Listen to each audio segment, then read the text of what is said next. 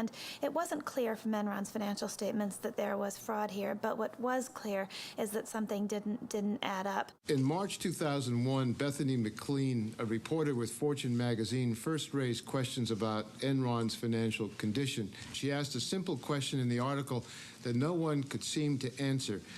How exactly does Enron make its money?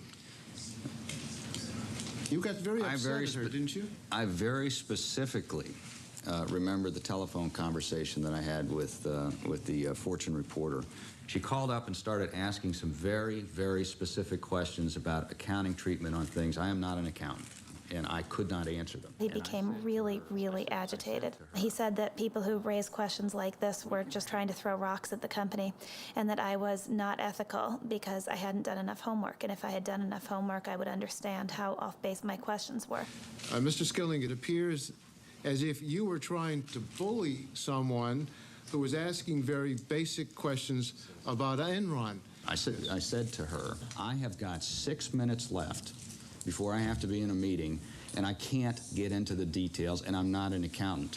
And she said, well, that's fine, we're going to do the article anyway. And I said, if you do that, I personally think that's unethical. And the next day, our chief financial officer and our chief accounting officer flew to New York at Enron's expense to sit down, not with the editors, but to sit down with the reporter on that story and help her understand the questions that she was asking.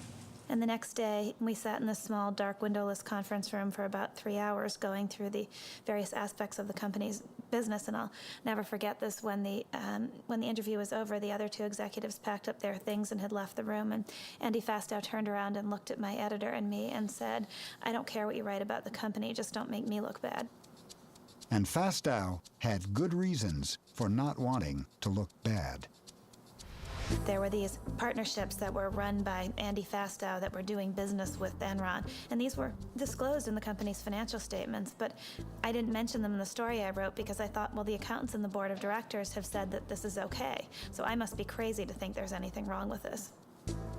The story I ran was actually pretty meek. The title was, Is Enron Overpriced? But in the end, I couldn't prove that it was anything more than an overvalued stock, and I was probably too naive to suspect that it was anything more than that. And was her article critical? Yes, it was. Fortune magazine article that's out, the headline is Enron stock overvalued? The gist of the article is that Enron is sort of a black box, which, sorry, it's true. I mean, it's just difficult for us to show people the specifics of how money flows through, particularly the wholesale business. The entire reason that this analysis was done by Fortune magazine is because Business Week had a favorable article about Enron the week before. And there's this competition that the news magazines have, where if one says something good, the other one has to come and find something bad. So I think that was kind of the genesis of it. So the criticism, I think, is kind of ridiculous. When Bethany McLean at Fortune started analyzing cash flows, and she had this wonderful article saying, take a look at first quarter, second quarter, third quarter, and end of year cash flows.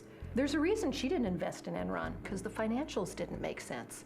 But you have to be willing to say that the emperor doesn't have any clothes, and this emperor was pretty powerful. We are going to unveil this morning a new corporate vision. Okay, you ready? 1, 2, 3.